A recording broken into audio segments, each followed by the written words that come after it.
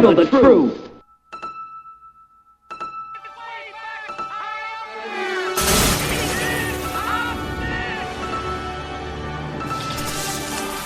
When you put cameras right in our face, I really don't know what to say. Oh, supposed to say something? I ain't got nothing to say. Come talk to me today.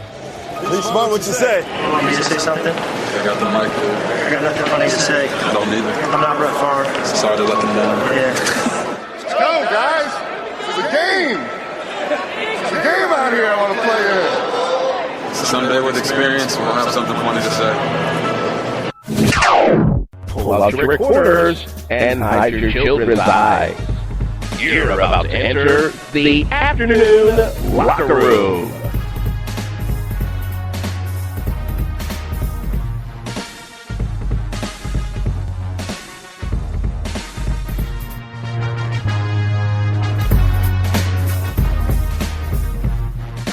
Second and 5. Breeze rolling. Hill for his second touchdown of the night. ESPN Monday Night Football with that call, Mike Tirico on it. And, well, that was pretty much the microcosm of the night for the New Orleans Saints, who beat up on the Chicago Bears in Monday Night Football 31-15, putting them back in the mix of the NFC South race. Good afternoon, everybody. Special noontime edition of the Afternoon Locker Room presented by Gigahertz, and that's where we come in. Gigahertz, the official computer solution provider for the Arena Sports Network. I'm Alvin Washington. Howdy do. How's everybody out there? Hopefully everybody is a little bit warmer than we are here at the world headquarters. But, you know, it's winter time. You expect that. On the program, Bernie ain't feeling the Browns front office. Ooh, somebody mad. Wait till you hear the story. Also, we will look at some NBA scores. And an interesting thing happened on the way to the protests. Big-time women's basketball got involved. Yeah, that's our topic du jour coming up later this afternoon. But again, as you can tell, everything's starting to go haywire here. So please do kindly hit us up. 573-200-6505.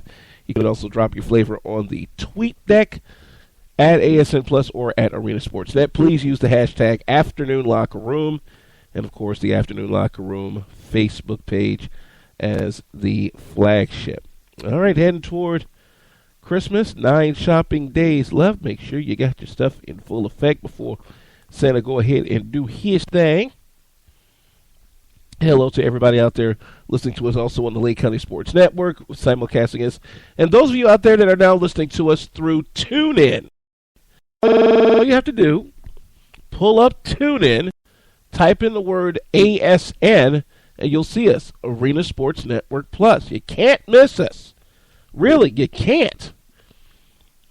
I mean, we're there about as plain as a nose on your face. Let's start with the main thing here, and that is last night's crazy game between the New Orleans Saints and the Chicago Bears.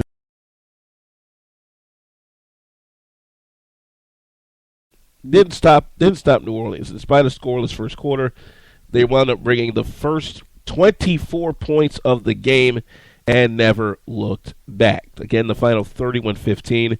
New Orleans improves to 6-8. They're 3-4 away from the Superdome. Bears are done for the playoffs. 5-9, 2-5 at home. Drew Brees, there go that man again. 29 for 36, almost a perfect night for him. 375 yards, 3 touchdowns, no interceptions. However, he did get sacked twice. Nice QBR of 88.5. Jay Cutler.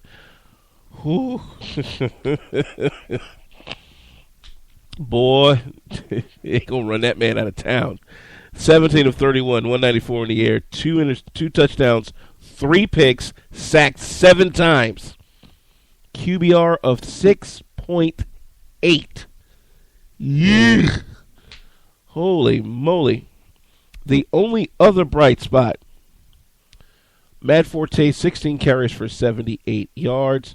He was the high man of everybody for the whole day. Receiving-wise, we do know Brandon Marshall is pretty much done. So Alshon Jeffrey had to shoulder the load. Not bad for him. 4 catches, 78 yards with a touchdown. Jimmy Graham, 5 catches, 87 yards. Pierre Thomas, 5 catches, 83 yards. Kenny Stills, 5 catches, 67 yards. Marquez Colston, 5 catches for 65 yards and a touchdown. He is closing in on 10,000 receiving yards. No Saint has ever had 10,000 receiving yards. And don't be surprised if the Breeze to Colston connection continues next year, because they probably want to see Marcus Colston pick up 10,000 receiving yards. He's been just that good.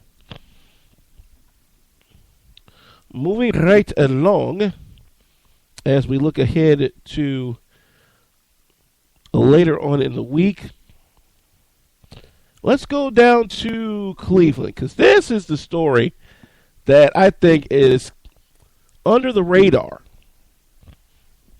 but is definitely catching a lot of attention up in Cleveland.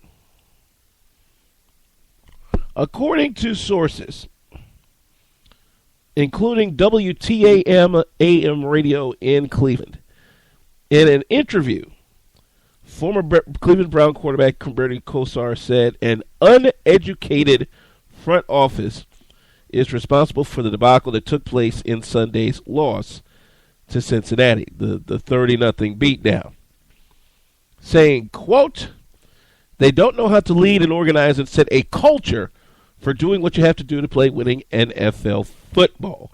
It makes me want to throw up. That's the results you get when you do that stuff." Whew. That's fighting words, but you got to remember, Bernie Kosar is the last man to lead the Cleveland Browns to the brink of the Super Bowl. Yeah, John Elway was in his way, but no one has done it since Bernie Kosar. No one. Man's got a right to gripe. I do declare here. As we continue on the Afternoon Locker Room, presented by Gigahertz, 573-200-6505. Please call in, let us know what you think, and that's how we get down. Back to Bernie Kosar. He mentioned a particular example from this past Sunday when quarterbacks coach Dow Logans received a text from Johnny Manziel during the draft in May asking the Browns to draft him because he wanted to, quote, "wreck this league in Cleveland." Logans then told an Arkansas radio station that he forwarded the message to owner Jimmy Haslam, general manager Ray Farmer, and coach Mike Pettin. Manziel was soon after drafted with the number 22 pick. Now, Kosar goes to say that's a funny and good story, but that's not acceptable. That can't happen. If you're a quarterback's coach, you're going to coach the guys we're going to get you. Well, looks like this isn't the first time Mr. Kosar has ruffled the feathers of the folks at First Energy Stadium. Kosar got taken off of the Browns' preseason broadcasts because of, I guess, his slurred speech impairment, which he said is, quote, "a direct result of the many concussions I received while playing in the NFL." Well, the decision could also be attributed to, in part to the combination of Kosar making some controversial statements about the Rams in 2013 and a DUI that he received later in 2013, which he later pled no contest to reckless operation. So I tell you what, folks, get your popcorn, cause Bernie Kosar is going to make the Browns' life quite interesting these next few weeks, especially if Johnny Manziel looks like what happened on Sunday. Get your popcorn, America. It's going to be fun. News out of college football. Bo Pelini has landed on his feet. The Nebraska coach, is now going to take the job at FCS school Youngstown State. This is a homecoming for Bo Pelini because he's a Youngstown native. And the pedigree speaks for himself. Defensive coordinator at LSU in Oklahoma. A slew of 9-win seasons, but no national championship at Nebraska. You know, Nebraska wants national titles like it used to under Dr. Tom Osborne. However, during Pelini's tenure, Nebraska lost 10 games by 20 points or more and allowed 45 points or more in 6 games since the Huskers joined the Big Ten in 2011. Now, it's interesting to note because Pelini is the second ex-FBS, or should I say the second FBS expatriate to join Youngstown State. Former Ohio State coach Jim Tressel is the president of the school.